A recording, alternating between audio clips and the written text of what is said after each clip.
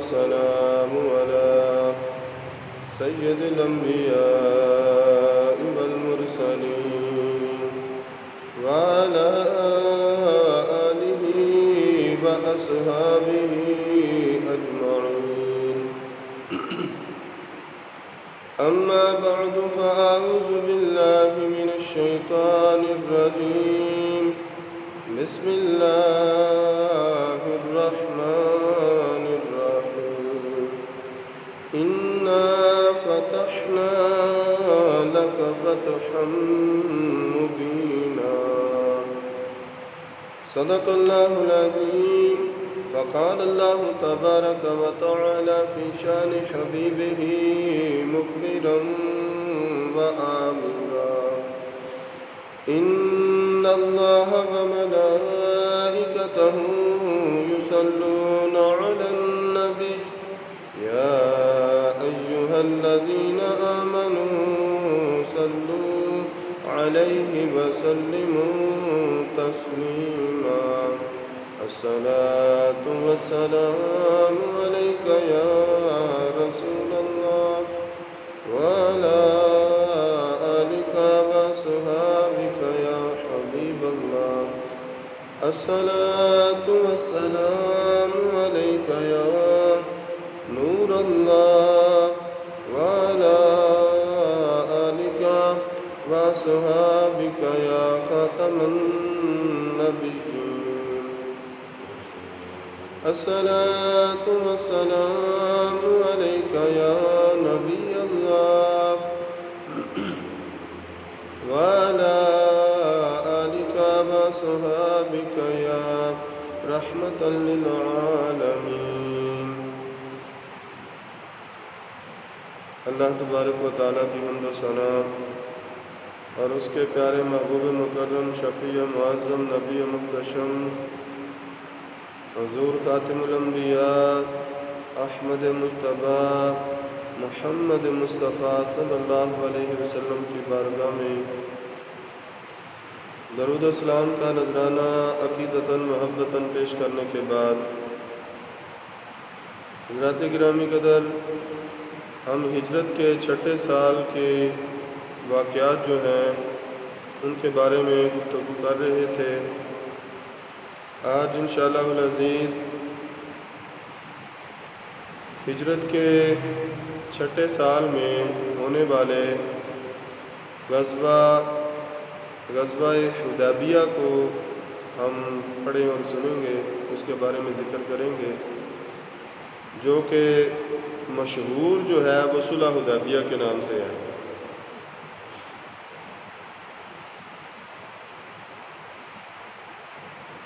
حدیبیہ ایک کنواں ہے اور اس کے ارد گرد ایک چھوٹا سا گاؤں آباد ہوا تو وہ بھی اسی نام سے مشہور ہو گیا. اس کا کچھ رقبہ حدود حرم میں اور کچھ حدود حرم سے باہر ہے. محب تبری لکھتے ہیں کہ یہ گاؤں کا نام ہے جو مکہ مکرمہ کے قریب ہے اور اس کا زیادہ رقبہ حرم میں ہے.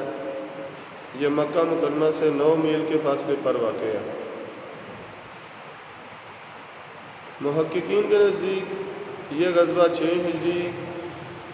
کے ماہ ذی القعدہ میں وقوع پذیر ہوا اور غالباً اب ماہ ذی القعدہ جو ہے وہ اس کی ابتدا بھی ہو چکی ہے یا آج رات کو ہو جائے گی. امام بخاری اور امام مسلم دونوں نے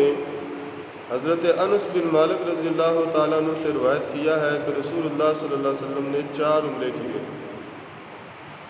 ایک عمرے کے سوا باقی تینوں عمرے ماہ ذی القعدہ میں ادا فرمائے. چوتھا عمرہ وہ تھا جو حج کے ساتھ حضور نبی کریم صلی اللہ علیہ وسلم نے حجۃ الوداع کے موقع پر ادا فرمایا.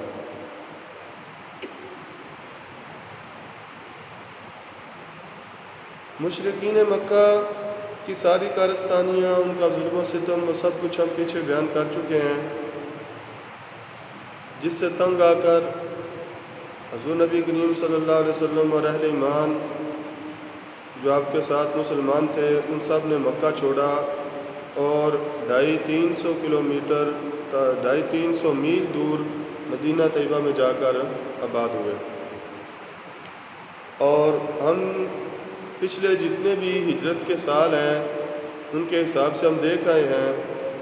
کہ کفار مکہ جو ہیں انہوں نے مدینہ منورہ میں بھی مسلمانوں کا پیچھا نہیں چھوڑا۔ اکا دکا جھڑپوں کے علاوہ یکے بعد دیگرے بدر، احد اور خندق کی جنگیں ہوئیں۔ جنگ و جدال کا یہ سلسلہ جاری رہا۔ اہل مکہ نے مسلمانوں کے لیے مکہ کے دروازے بند کیے ہوئے تھے۔ خانہ کعبہ کے طواف اور زیارت کے لیے ہر شخص آ سکتا تھا لیکن مسلمان نہیں آ سکتا تھا۔ ہر کسی کے لیے دروازے کھلے تھے لیکن مسلمانوں کے لیے دروازے بند تھے۔ اسی چیز کو اللہ تبارک و تعالیٰ نے قرآن مجید فرقان حمید میں بھی بیان فرمایا، وَمَا لَهُمْ أَلَّا يُعَذِّبَهُمُ اللَّهُ وَهُمْ يَصُدُّونَ عَنِ الْمَسْجِدِ الْحَرَامِ۔ اللہ تبارک و تعالیٰ ان مشرکوں کو کیوں عذاب نہ دے،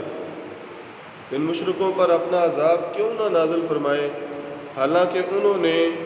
اہل ایمان لوگوں کو مسجد حرام میں آنے سے روک دیا ہے۔ یہ ان کی مذمت میں قرآن پاک کی آیت مبارکہ جو ہے نازل ہوئی، اس کے علاوہ اور بھی بے شمار ہے۔ اب چونکہ مسلمان جو ہیں، ہم پیچھے ذکر کر چکے ہیں کہ کچھ عرصہ تقریباً 17 ماہ بیت الاقدس مسجد اقصیٰ جو ہے اس کی طرف منہ کر کے مسلمان جو ہے وہ نماز پڑھتے رہے، تقریباً 17 ماہ کے قریب بنتا ہے۔ اس کے بعد پھر اللہ تبارک و تعالیٰ نے حضور نبی کریم صلی اللہ علیہ وسلم کو نماز کے دوران ہی مسجد اقصیٰ سے چہرہ مبارک پھیر کر مسجد حرام کی طرف منہ کر کے بیت اللہ شریف کی طرف خانہ کعبہ کی طرف منہ کر کے نماز پڑھنے کا حکم ارشاد فرما دیا تھا۔ تو جو بندہ اللہ تبارک و تعالیٰ کے گھر کی طرف منہ کر کے نماز پڑھنے والا ہے تو جو اس کا قبلہ اور کعبہ ہے اس کی محبت، اس کی عقیدت، اس کا ادب و احترام ہر مسلمان کے دل میں خود بخود جو ہے وہ بیٹھ جاتا ہے،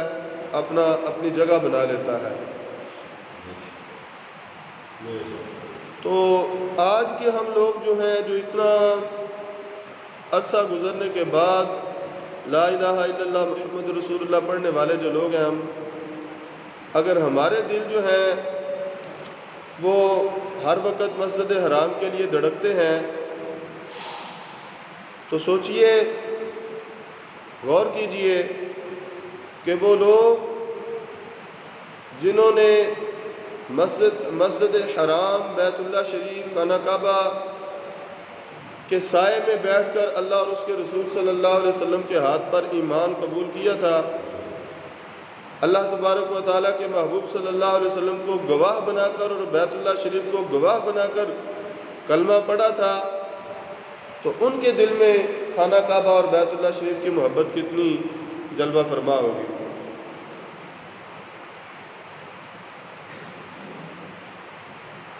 اسی چیز پر مدینہ منورہ میں مہاجرین اور انصار بیت اللہ شریف کی زیارت کا شوق ہر وقت جو ہے وہ اپنے دل میں ان کے دلوں کو بے چین کیے رکھتا تھا، اور بارگاہ رسالت مآب صلی اللہ علیہ وسلم نے کئی بار انہوں نے اس چیز کا اظہار اور اس خواہش کا اظہار بھی کیا تھا، لیکن ہر بار حضور نبی کریم صلی اللہ علیہ وسلم انہیں صبر کی تلقین فرماتے اور ساتھ میں یہ یقین بھی دلاتے کہ ان قریب وہ دن آنے والا ہے جب یہ ساری رکاوٹیں دور ہو جائیں گی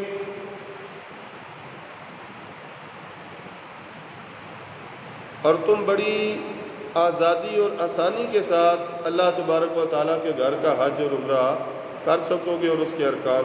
ادا کر سکو گے۔ ایک دن حضور نبی کریم صلی اللہ علیہ وسلم نے اپنے صحابہ کرام رضوان اللہ تعالیٰ علیہم اجمعین کو اپنا ایک خواب سنایا، وہ خواب کیا تھا؟ حضور نبی کریم صلی اللہ علیہ وسلم نے فرمایا میرے صحابہ میں نے خواب دیکھا ہے کہ ہم سب امن و سلامتی کے ساتھ مسجد حرام میں داخل ہو رہے ہیں۔ اب اتنی بڑی مبارکباد اور خوشخبری سن کر صحابہ کرام یہ تو ان کا ایمان اور یقین تھا کہ اللہ کے رسول صلی اللہ علیہ وسلم جو خواب بھی دیکھتے ہیں وہ بھی اللہ تبارک و تعالیٰ کی طرف سے وحی ہوتی ہے، وہ بھی یقینی خبر ہوتی ہے، وہ شک و شبے والی چیز نہیں ہوتی۔ اللہ کے انبیاء کرام علیہ الصلوۃ والسلام جو ہیں ان کے خواب بھی حقیقت پر مبنی ہوتے ہیں۔ تو جب انہوں نے حضور نبی کریم صلی اللہ علیہ وسلم سے یہ خوشخبری سنی تو شوق زیارت جو تھا وہ اور زیادہ ہو گیا، اور وہ اس خوشی میں اللہ تبارک و تعالیٰ کی حمد و ثنا بیان کرنے لگے اور نعرے بلند کرنے لگے۔ اور یہ خبر جو تھی کہ ان قریب ہم مدینہ منورہ میں جائیں گے اور مکہ مکرمہ میں جائیں گے اور بیت اللہ شریف کا بڑی آزادی کے ساتھ طواف اور زیارت کریں گے، تو یہ چیز جو تھی اور حضور نبی کریم صلی اللہ علیہ وسلم کا خواب جو تھا یہ آنے باہت میں پورے مدینہ منورہ میں پھیل گیا۔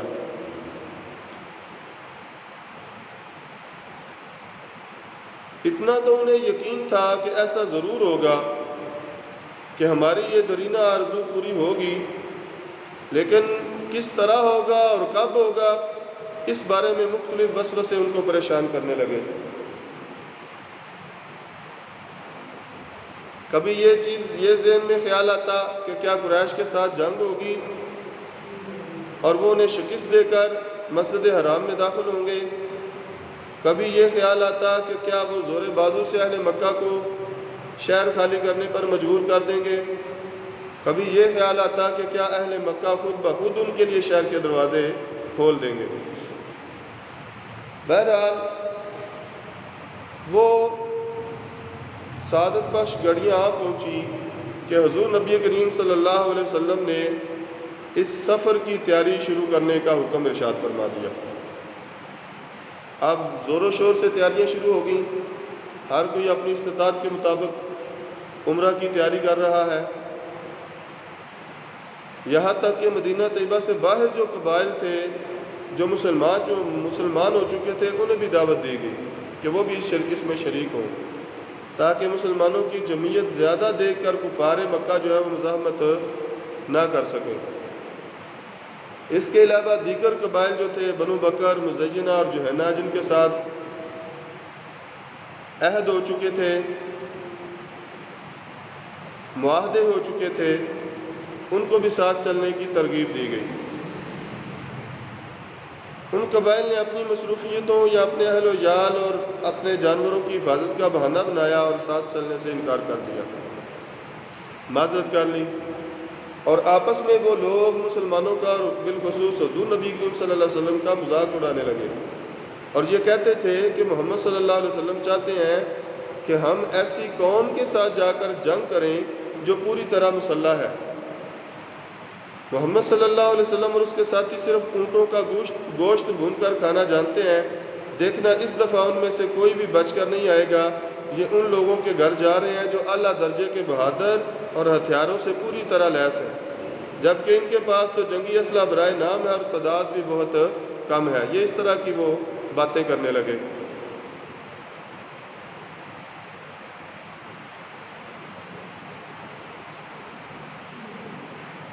مدینہ طیبہ سے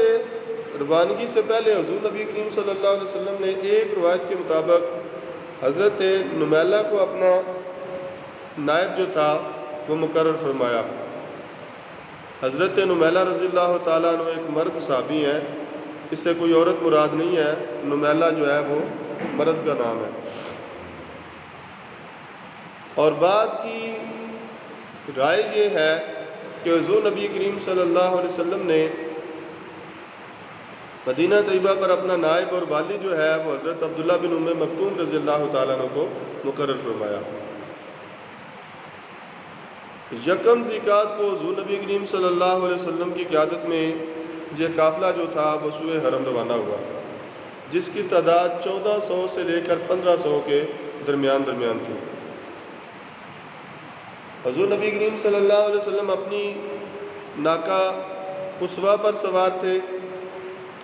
70 اونٹ قربانی کے ساتھ تھے، اور ان کے گلوں میں قلادے، جو نشانیاں ہوتی ہیں نا قربانی کے جانوروں کی، اس زمانے میں وہ ڈالتے تھے لوگ قربانی کے جانور خاص کرنے کے لیے، اسے قلادہ کہتے ہیں۔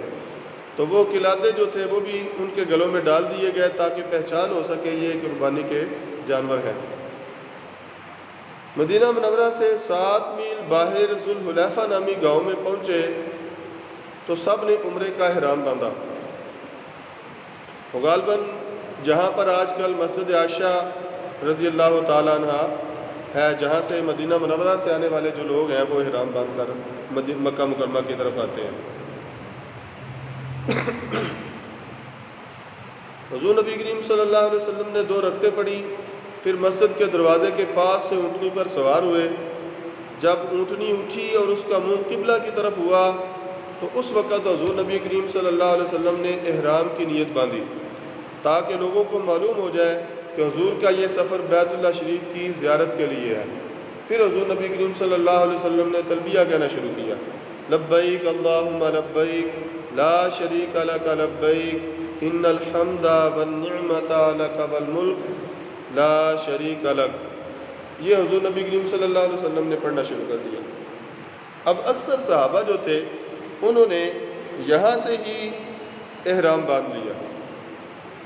لیکن کچھ لوگ جو تھے انہوں نے جحفہ کے مقام پر جا کر عمرے کا احرام باندھا۔ ایک تلوار تھی پاس اسلحے کے طور پر اپنی حفاظت کے لیے، جو کہ نیام میں بند تھی۔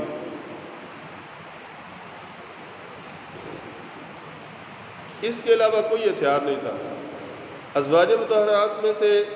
حضرت ام المومنین حضرت ام سلمہ رضی اللہ تعالیٰ عنہ جو ہیں وہ اس سفر میں حضور نبی کریم صلی اللہ علیہ وسلم کی ہم رکاب تھی۔ اس کے علاوہ اور بھی چند مخلص خواتین جو تھیں وہ حضرت ام عمارہ، حضرت اسماء بنت عمر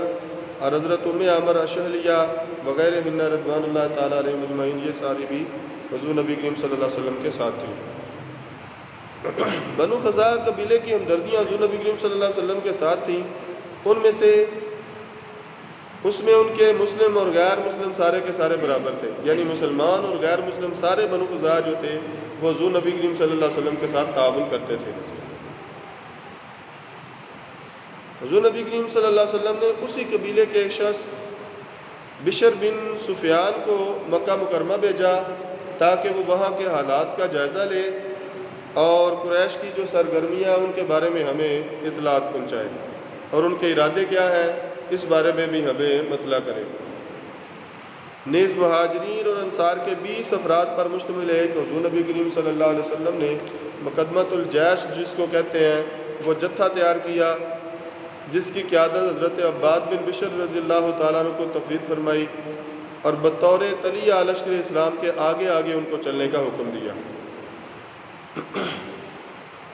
جحفہ کے مقام پر جب ذوالحلیفہ سے چلے تو جحفہ کے مقام پر پہنچے اور وہاں پر قیام فرمایا اور ایک سایہ دار درخت کے نیچے جھاڑو دینے کا حکم ارشاد فرمایا۔ جب صفائی ہوگی اور خود وہاں تشریف لائے اور صحابہ کرام کو حضور نبی کریم صلی اللہ علیہ وسلم نے اس درخت کے نیچے ایک ایمان افروز خطبہ ارشاد فرمایا۔ اس خطبے کا صرف ایک جملہ یہ ہے، فرمایا میں تمہارا پیش رو ہوں اور میں تم میں ایسی چیز چھوڑ کر جا رہا ہوں، اگر تم اس کو مضبوطی سے پکڑے رہو گے تو کبھی گمراہ نہ ہوگے، اور وہ ہے اللہ تبارک و تعالیٰ کی کتاب اور اس کے نبی صلی اللہ علیہ وسلم کی سنت۔ یعنی گمراہی سے بچنے کے لیے، ہدایت کے راستے پر گامزن رہنے کے لیے ہمارے لیے ضروری کیا ہے؟ قرآن مجید فرقان حمید جو اللہ تبارک و تعالیٰ کی نازل شدہ کتاب ہے، اور حضور نبی کریم صلی اللہ علیہ وسلم کی سنت مبارکہ، سرکار کا عمل مبارک جو سرکار دو عالم صلی اللہ علیہ وسلم نے ساری زندگی کیا ہے یا جو فرمایا ہے۔ یہ 2 چیزیں جو ہیں وہ مسلمانوں کے لیے ہدایت کا ذریعہ اور سبب ہے، اور نجات کا بھی یہی ذریعہ ہے۔ اب حضور نبی کریم صلی اللہ علیہ وسلم چل رہے تھے تو قریش کو جب حضور نبی کریم صلی اللہ علیہ وسلم کی روانگی کی اطلاع ملی تو ان کے دلوں میں وسوسے اور اندیشوں کے طوفان امڑ آئے۔ انہوں نے یہ خیال کیا کہ عمرہ محض بہانہ ہے اصل مقصد جو ہے وہ بیت اللہ شریف پر اور مکہ مکرمہ پر قبضہ کرنا ہے۔ لہذا انہوں نے طے کیا کہ وہ کسی بھی قیمت پر مسلمانوں کو مکہ مکرمہ میں داخل ہونے کی اجازت نہیں دیں گے۔ لہذا اس سلسلے میں انہوں نے اپنا ایک لشکر ترتیب کیا۔ حضور نبی کریم صلی اللہ علیہ وسلم جب عسفان کے مقام پر، یہ گاؤں ہے عسفان یا عسفان اس کو کہتے ہیں، وہاں پر جب سرکار پہنچے جو مکہ مکرمہ سے تقریباً 2 دن کے سفر پر ہے، تو حضور کا جو وہ پہلے بندہ بھیجا تھا نا ان کی حالات کا جائزہ لینے کے لیے، بشر بن سفیان، تو وہ حضور کی خدمت میں حاضر ہوا۔ اس نے بتایا کہ قریش کو حضور کی روانگی کی خبر پہنچ چکی ہے اور اس لحاظ سے انہوں نے تیاریاں شروع کر دی ہیں، اور وہ مکہ مکرمہ سے نکل کر ذی طوا کے مقام پر جو ہے وہ خیمہ زن ہو گئے ہیں، اور انہوں نے یہ عہد کیا ہے کہ ہم کسی بھی صورت میں مسلمانوں کو مکہ مکرمہ میں داخل ہونے کی اجازت نہیں دیں گے۔ اور حضور نبی کریم صلی اللہ علیہ وسلم کی پیش قدمی روکنے کے لیے انہوں نے 200 شہ سوار جو ہیں، گھوڑ سوار جو ہیں، ان کا دستہ حضرت خالد بن ولید کی سرکردگی میں دے کر قراء الغمیم کی طرف بھیج دیا ہے۔ یہ بستی عسفان سے صرف 8 میل کے فاصلے پر تھی۔ اب جب کہ دیکھا کہ قریش جو ہیں وہ اپنا لشکر ترتیب دے چکے ہیں اور مزاحمت کریں گے اور لڑائی ہوگی، جنگ ہوگی، تو اس صورت میں حضور نبی کریم صلی اللہ علیہ وسلم نے فرمایا افسوس ہے قریش کو جنگوں نے کھوکھلا کر دیا ہے، لیکن پھر بھی وہ اپنی ضد سے باز نہیں آ رہے۔ کیا حرج تھا اگر وہ میرے اور دیگر عرب قبائل کے درمیان سے ہٹ جاتے، یعنی مجھے اور عرب کے دیگر قبائل کو اکیلا تنہا چھوڑ دیتے۔ اگر وہ میرے اور دیگر عرب قبائل کے درمیان میں حائل نہ ہوتے تو اگر عرب قبائل ہمارا خاتمہ کر دیتے تو ان کا مقصد پورا ہو جاتا، اور اگر اللہ تعالیٰ مجھے ان پر غلبہ بخشتا تو وہ اپنی عددی کثرت کے ساتھ اسلام میں داخل ہو جاتے۔ اگر اس وقت بھی اسلام قبول کرنے کے لیے وہ آمادہ نہ ہوتے تو پھر مجھ سے جنگ کرتے، کیونکہ اس وقت وہ طاقتور ہوتے۔ آخر میں حضور نبی کریم صلی اللہ علیہ وسلم نے ارشاد فرمایا کہ قریش کیا سوچ رہے ہیں کہ ہم ان کے اس عمل سے پیچھے ہٹ جائیں گے؟ نہیں، بخدا میں اس وقت تک اس دین کے لیے جہاد کرتا رہوں گا یہاں تک کہ اللہ تعالیٰ اس کو غالب کر دے یا اللہ تبارک و تعالیٰ میری زندگی کا خاتمہ فرما دے۔ یہ حضور نبی کریم صلی اللہ علیہ وسلم نے اس موقع پر ارشاد فرمایا۔ اب حضور نبی کریم صلی اللہ علیہ وسلم نے مجلس مشاورت جو ہے وہ طلب فرمائی، صحابہ کرام جمع ہوئے، سارے حالات ان کے سامنے رکھے گئے اور قریش کا طرز عمل بھی ان کے سامنے بیان کیا گیا، اور اس کے بعد پھر ان سے مشورہ مانگا گیا۔ تو حضرت ابو بکر صدیق رضی اللہ تعالیٰ عنہ نے عرض کی اللہ و رسولہ عالم یا رسول اللہ انما جینا معتمرین ولم نجیب بقتال احد ونرا ان نمضی بوجہنا فمن صدنا عن البیت قاتلنا۔ حضرت ابوبکر صدیق رضی اللہ تعالیٰ نے عرض کی اللہ اور اس کا رسول بہتر جانتے ہیں یا رسول اللہ، ہم عمرہ کرنے کے لیے آئے ہیں، کسی سے جنگ کرنے کے لیے نہیں آئے۔ ہماری رائے یہ ہے کہ ہم جس مقصد کے لیے آئے ہیں اسی کی طرف رواں دواں رہیں، یعنی ہم عمرہ کرنے کے لیے گھر سے نکلے ہیں تو ہم اسی مقصد کے لیے مسجد حرام کی طرف چلتے رہیں۔ اگر کسی نے ہمیں مسجد حرام میں داخل ہونے سے یا طواف کرنے سے روکا تو پھر ہم اس کے ساتھ جنگ کریں گے۔ اور حضرت اسید بن حضیر نے انصار کی طرف سے اس رائے کی تائید فرما دی۔ جب یہ معاملہ ہوا تو حضور نبی کریم صلی اللہ علیہ وسلم نے فرمایا فسیروا علی اسم اللہ تعالی، اللہ کا نام لے کر روانہ ہو جاؤ۔ حضور نبی کریم صلی اللہ علیہ وسلم نے اب جنگوں، چونکہ قریش مکہ تو جنگ کی تیاری کر چکے تھے، تو اس تصادم سے، جنگ سے بچنے کے لیے حضور نبی کریم صلی اللہ علیہ وسلم نے فرمایا کیا کوئی ایسا بندہ ہے جو ایسے راستے کو جانتا ہو جو اس مشہور راستے سے ہٹ کر ہو تاکہ ہم بغیر کسی مزاحمت کے اور لڑائی کے مکہ مکرمہ پہنچ جائیں؟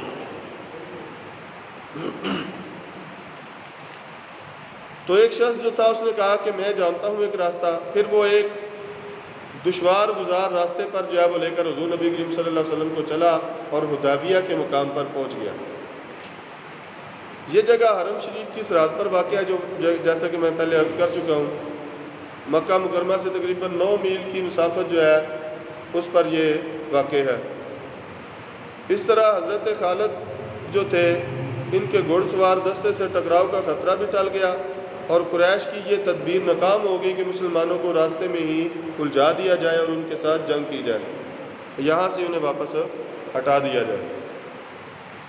اس کے علاوہ انشاءاللہ مزید جو اس کے واقعات ہیں صلح حدیبیہ کے تفصیل کے ساتھ اگلے جمعۃ المبارک پر ہم بیان کریں گے۔ آج یہاں پر ایک بڑی ایمان افروز بات ہے، ایک واقعہ ہے، وہ بیان کرتے ہیں اور اس کے بعد پھر انشاءاللہ نماز ادا کریں گے۔ 10 محرم 6 ہجری کو حضور نبی کریم صلی اللہ علیہ وسلم نے حضرت محمد بن مسلمہ رضی اللہ تعالیٰ عنہ کو 30 سواروں کا دستہ دے کر بنی بکر کے بطن القرطا کی گوشمالی کے لیے روانہ کیا۔ یہ لوگ دریا نامی گاؤں میں سکونت پذیر تھے۔ حضور نے محمد بن مسلمہ کو وصیت کی کہ انہیں اپنے حملے سے بے خبر رکھنا اور اچانک حملہ کرنا۔ تو یہ 7 رات تک تقریباً 7 رات دریا اور مدینہ طیبہ کے درمیان مسافت جو ہے وہ 7 رات کی مسافت ہے، لہٰذا یہ رات کو سفر کرتے اور دن کے وقت کسی محفوظ مقام پر چھپ جاتے۔ انہوں نے اچانک حملہ کیا اور ان کے کئی آدمیوں کو تہ طاق کیا، قتل کر دیا، جبکہ کافی لوگ ان کے بھاگ گئے، کچھ جو ہے وہ قیدی بھی ہوئے۔ تقریباً 150 اونٹ اور 3000 بکریاں جو تھیں وہاں سے غنیمت کے طور پر مسلمانوں کے ہاتھ آئیں۔ 19 روز اس مہم میں لگے، محرم کی آخری تاریخ کو ان کی واپسی ہوئی۔ تو نبی کریم صلی اللہ علیہ وسلم نے خمس نکالنے کے بعد مال غنیمت جو تھا وہ مجاہدین میں تقسیم کر دیا۔ اب ہوا یوں کہ جب انہوں نے اس گاؤں پر چھاپا مارا تو وہاں پر بنو حنیفہ کا ایک سردار جو تھا نا وہ بھی رہائش پذیر تھا، اسے بھی اٹھا لیا، اسے جنگی قیدی بنا کر مکہ مدینہ منورہ حضور نبی کریم صلی اللہ علیہ وسلم کی بارگاہ میں حاضر ہو گئے۔ اب انہیں نہیں پتا تھا کہ یہ کون ہے۔ جب اسے سرکار دو عالم صلی اللہ علیہ وسلم کی خدمت میں لے کر حاضر ہوئے نا تو حضور نبی کریم صلی اللہ علیہ وسلم نے فرمایا صحابہ جانتے ہو یہ کون ہے؟ پھر خود ہی ارشاد فرمایا کہ یہ بنو حنیفہ قبیلے کا سردار ثمامہ بن اسال حنفی ہے اور تم ان کے سردار کو اٹھا کر لے آئے ہو۔ پھر حضور نبی کریم صلی اللہ علیہ وسلم نے فرمایا اس کے آرام اور راحت کا ہر طرح خیال رکھنا۔ پھر حضور نبی کریم صلی اللہ علیہ وسلم گھر تشریف لائے اور اپنے گھر سے اس کے لیے کھانا بھجوایا اور اپنی اونٹنی کا دودھ جو ہے وہ اس کو پینے کے لیے بھیجا۔ اب حضور نبی کریم صلی اللہ علیہ وسلم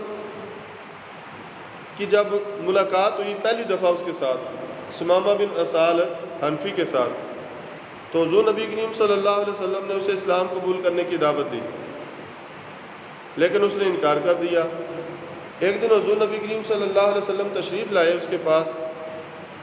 جب حضور نبی کریم صلی اللہ علیہ وسلم ثمامہ بن اسال کے پاس تشریف لائے تو حضور نبی کریم صلی اللہ علیہ وسلم نے فرمایا ثمامہ تمہارے پاس کیا ہے؟ ثمامہ کہنے لگا میرے پاس خیر ہے، اگر آپ مجھے قتل کرنے کا حکم دیتے ہیں تو آپ ایک ایسے بندے کے قتل کا حکم دیں گے جس کا قتل کرنا جائز اور حقدار ہے، سزاوار ہے، جو قتل کیے جانے کا سزاوار ہے۔ پھر اس نے عرض کیا اگر آپ مجھے آزاد کر دیتے ہیں، چھوڑ دیتے ہیں تو آپ ایسے بندے پر احسان کریں گے جو ساری زندگی آپ کا شکر گزار رہے گا، آپ کا احسان مند رہے گا۔ پھر اس نے عرض کیا اگر آپ تیسری چیز چاہتے ہیں کہ اگر آپ مجھ سے مال چاہتے ہیں تو جتنا مال آپ مانگیں گے میں اتنا مال آپ کی بارگاہ میں پیش کر دوں گا۔ حضور نبی کریم صلی اللہ علیہ وسلم وہاں سے اٹھے اور چلے گئے۔ پھر دوسرے دن حضور نبی کریم صلی اللہ علیہ وسلم پھر اس کے پاس تشریف لائے۔ پھر حضور نبی کریم صلی اللہ علیہ وسلم نے وہی بات فرمائی، اسامہ تیرے پاس کیا ہے؟ ثمامہ تیرے پاس کیا ہے؟ اس نے اسی طریقے پر دوبارہ پھر جواب دیا۔ تیسرے دن حضور نبی کریم صلی اللہ علیہ وسلم پھر اس کے پاس تشریف لائے حضور نبی کریم صلی اللہ علیہ وسلم نے فرمایا ثمامہ تیرے پاس کیا ہے؟ اس نے کہا میرے پاس خیر ہے، اگر آپ میرے قتل کا حکم دیتے ہیں تو آپ ایک ایسے شخص کو قتل کا حکم دیں گے کہ جو قتل کیے جانے کا سزاوار ہے، اور اگر آپ مجھے آزاد کر دیتے ہیں تو آپ ایسے بندے کو آزاد کریں گے جو ساری زندگی آپ کا احسان مند اور آپ کا شکر گزار رہے گا، اور اگر آپ مجھے آپ مجھ سے مال چاہتے ہیں تو جتنا مال آپ مانگیں گے میں آپ کی بارگاہ میں پیش کر دوں گا۔ جب یہ بات ہوئی تیسرے دن حضور نبی کریم صلی اللہ علیہ وسلم نے اپنے صحابہ سے فرمایا ثمامہ کو آزاد کر دو۔ صحابہ کرام رضوان اللہ تعالیٰ علیہم اجمعین نے حضرت ثمامہ کو آزاد کر دیا۔ ثمامہ حضور نبی کریم صلی اللہ علیہ وسلم کے پاس سے اٹھے، مسجد کے قریب ایک کھجوروں کا باغ تھا جس کے اندر پانی کا کنواں تھا، وہاں پر پہنچے، غسل کیا، اپنے جسم کو پاک صاف کیا۔ جب جسم ظاہری صفائی ہوگی، جسم پاک اور صاف ہو گیا، ثمامہ حضور نبی کریم صلی اللہ علیہ وسلم کی بارگاہ میں حاضر ہو گئے، اور حضور نبی کریم صلی اللہ علیہ وسلم کی بارگاہ میں حاضر ہو کر ثمامہ زبانیں بلند آواز سے پکار کر کہنے لگے اشہد ان لا الہ الا اللہ واشہد ان محمدا عبدہ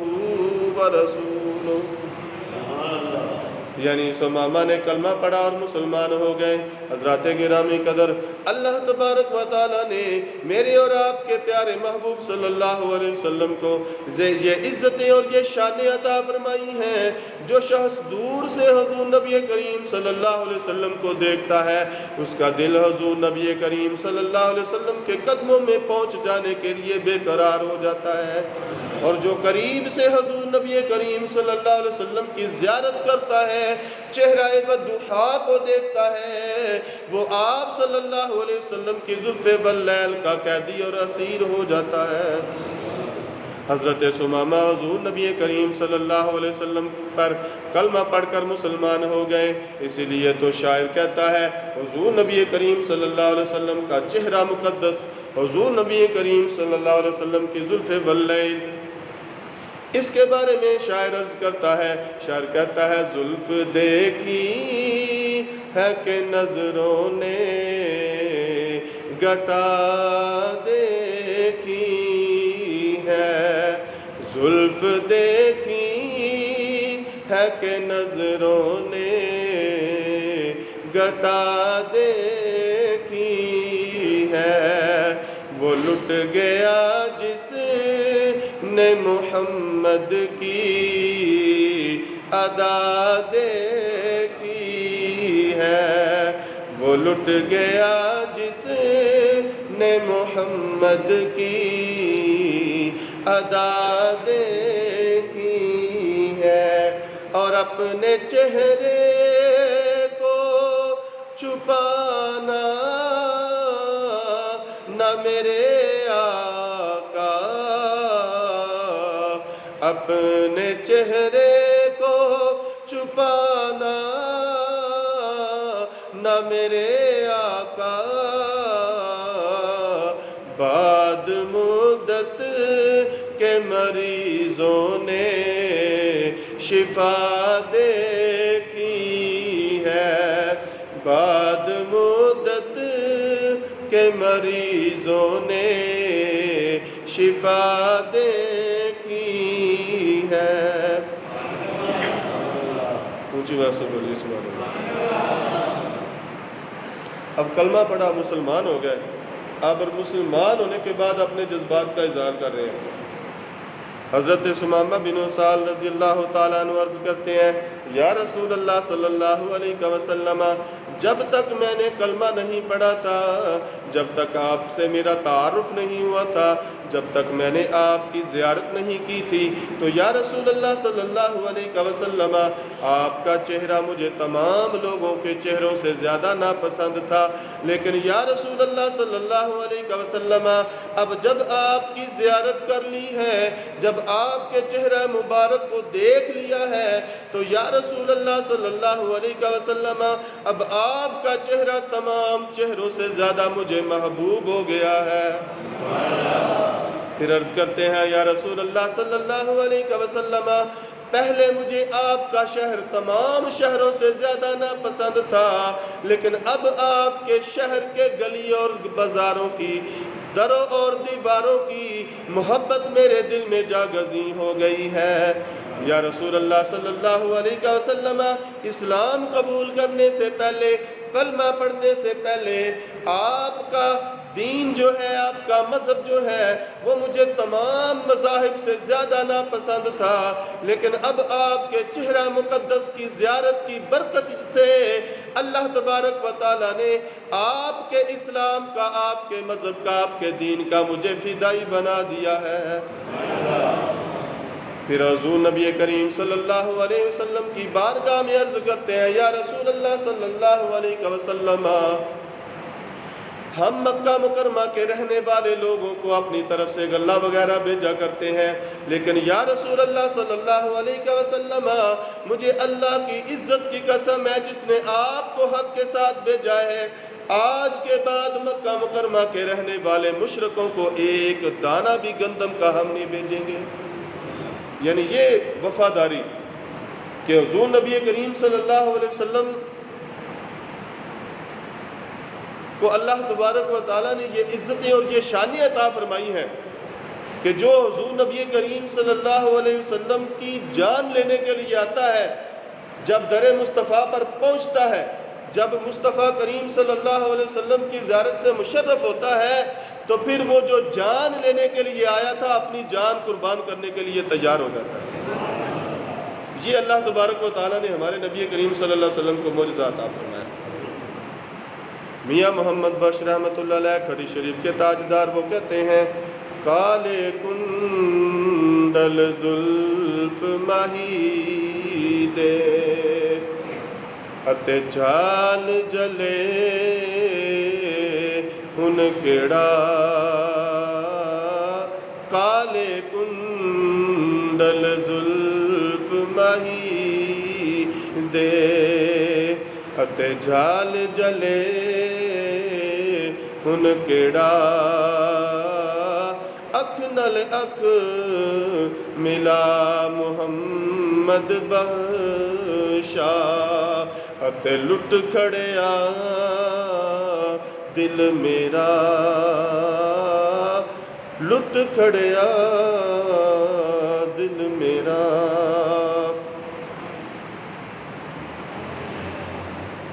انشاءاللہ العزیز اگلے جمعۃ المبارک پر ہم مزید جو ہے وہ صلح حدیبیہ کے جو واقعات ہیں وہ بیان کریں گے۔ تو یہ نا عمرے کی نیت سے نکلے تھے حضرت ثمامہ بن اسال حنفی رضی اللہ تعالیٰ جو مسلمان ہو گئے، تو انہوں نے عرض کیا کہ یا رسول اللہ، میں تو عمرے کی نیت سے جا رہا تھا، لیکن آپ کے لوگوں نے مجھے پکڑ لیا، تو اب میرے لیے کیا حکم ہے؟ تو حضور نبی کریم صلی اللہ علیہ وسلم نے فرمایا کہ مکہ مکرمہ جاؤ اور اپنے عمرے کو ادا کرو، اپنی جو منت ہے، جس مقصد کے لیے چلے ہو، وہ اپنا مقصد پورا کرو۔ تو جب یہ مکہ مکرمہ گئے نا، تو اہل مکہ جو تھے، قریشی جو تھے، انہوں نے ان کا رستہ روکا، ان کو برا بھلا کہا، تانے دیے کہ تم کیسے ہو مہادر مرد ہو کہ تم اب بے دین ہو گئے، اپنا آباء و اجداد کے دین کو چھوڑ دیا تم نے۔ تو بہت پریشان کیا ان کو۔ تو انہوں نے کہا کہ ایسا ہرگز نہیں ہے کہ میں بے دین ہو گیا ہوں، بلکہ میں نے تو اب سچا دین قبول کیا ہے، میں نے تو اب سچا دین قبول کیا ہے اور اللہ تعالیٰ کے رسول کے دست مبارک پر اسلام کی بیعت کی ہے۔ جب انہوں نے زیادہ تنگ کیا نا، تو پھر انہوں نے بھی دھمکی دی، انہوں نے کہا پھر اچھا تمہیں یمامہ سے، ہمارے علاقے سے گندم آتی ہے نا، اب ایک دانہ بھی گندم کا ہم تمہیں نہیں پہنچائیں گے۔ وہ ویسے ہی کیا، پھر گندم نہیں بھیجی، پابندی لگ گئی۔ اب جب مکہ والوں نے دیکھا نا کہ اب اور کوئی چارہ کار نہیں ہے، تو پھر در مصطفیٰ پر حاضر ہو گئے، پھر حضور نبی کریم صلی اللہ علیہ وسلم کی خدمت میں حاضر ہو گیا، عرض کیا کہ آپ ان سے کہیں کہ ہمیں گندم بھیجیں، اور اپنی قرابت کا، صلہ رحمی کا واسطہ دیا۔ دنیاوی مال کے لیے، گندم کے لیے بھوکے مار رہے تھے، تو صلہ رحمی یاد آ گئی، اور مسلمانوں کو جب نکال رہے تھے، حضور نبی کریم صلی اللہ علیہ وسلم کو جب مکہ مکرمہ سے نکال رہے تھے، جب ان کے خلاف ہتھیار اٹھا رہے تھے، جب ان کے لیے جنگیں کر رہے تھے ان کے ساتھ، اس وقت انہیں صلہ رحمی اور قرابت یاد نہیں آئی، لیکن جب خود مشکل میں پھنسے تو پھر کہنے لگے جی ہماری قرابت ہے آپ کے ساتھ، ہمارے ساتھ تعاون کریں۔ تو پھر حضور نبی کریم صلی اللہ علیہ وسلم نے حضرت ثمامہ کو حکم بھیجا کہ اب یہ پابندی ختم کر دو اور انہیں گندم دینا شروع کر دو۔